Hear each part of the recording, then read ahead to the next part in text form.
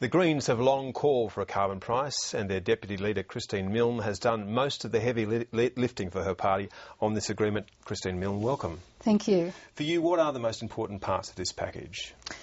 By far and away, the most important is the lifting of the target to 80% by 2050 and the creation of an Australian Climate Change Authority, which will look at putting a reasonable budget on reducing carbon emissions right out to 2050. So this gives our children a chance for a safe climate. This really gives the great icons of Australia, the Great Barrier Reef, the whole farming community, some certainty about the future. Now, of course, it is something we're going to have to keep working on, but this is the day that Australia changed direction. That authority, though, can only make advisories to Parliament, and government may reject them.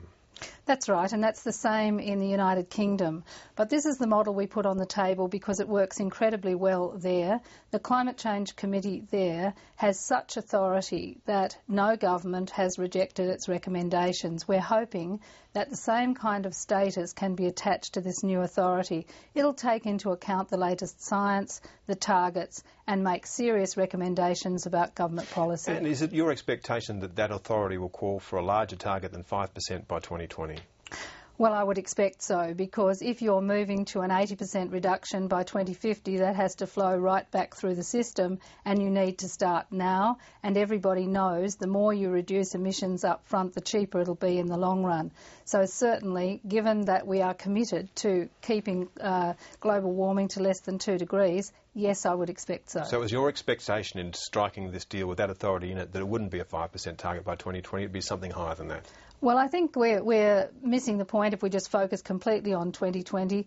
The idea was to remove the roadblocks to increasing levels of ambition. We need to make sure that as the world moves, as we get to a global agreement, as people want to get onto a 450 and then 350 parts per million trajectory, Australia can move quickly. Now we can. To get to this deal, though, you had to compromise. Obviously, fuel has been exempted. Industry compensation has gone up.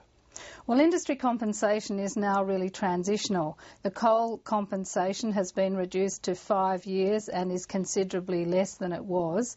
And also with the energy-intensive trade-exposed sector, they have 5 years of certainty about the initial level of their compensation, and the Productivity Commission will examine moving to a principled approach that Professor Garneau talked about. So potentially we will see an evidence-based assessment of what is genuine trade exposure instead of just the clamouring of those who make all sorts of assertions. When you look at the government's cut of 5% by 2020, most of the heavy lifting for that's going to come offshore, at least in the modelling that they've put forward today. 100 million megatonnes is actually going to be bought overseas. Are you happy with that, or do you want to see a bigger lift domestically? Well, one of the things that we were most concerned about under the Rudd plan was it allowed for 100% import of permits from overseas.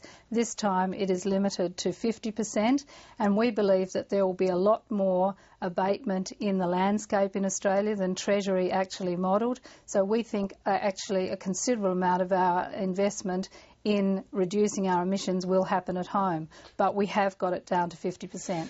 Certainly the government believes that a lot of the transition will come by way from coal to gas, but that's not your expectation again, is it? You want to go to renewables completely, which is a much higher price, isn't it? We certainly want to go to renewables, and that's why I've said all along that this has to be a carbon price to drive the transition from coal to gas, and that at the same time you need a mega investment in renewables, and I'm delighted that we've got not only a new renewable energy agency so that we get genuine R&D funding up front, but we've got $10 billion into a clean energy fund, so this will really turbocharge renewables. Finally, briefly on that though, they're the sorts of things that the Productivity Commission said should be done away with. Government picking winners, government programs. When a carbon price came in, why shouldn't they be?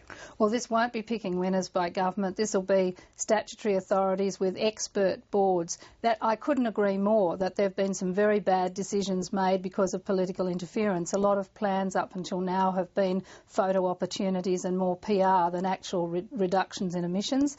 Now we've got both a renewable energy agency and a finance corporation run by people with high levels of expertise, and I would expect on that basis that you get the best projects rolled out, and that's what Australians would like. Everyone's very excited about the transformation to renewables. And Christine Milne, finally, very briefly, do you expect this to pass Parliament?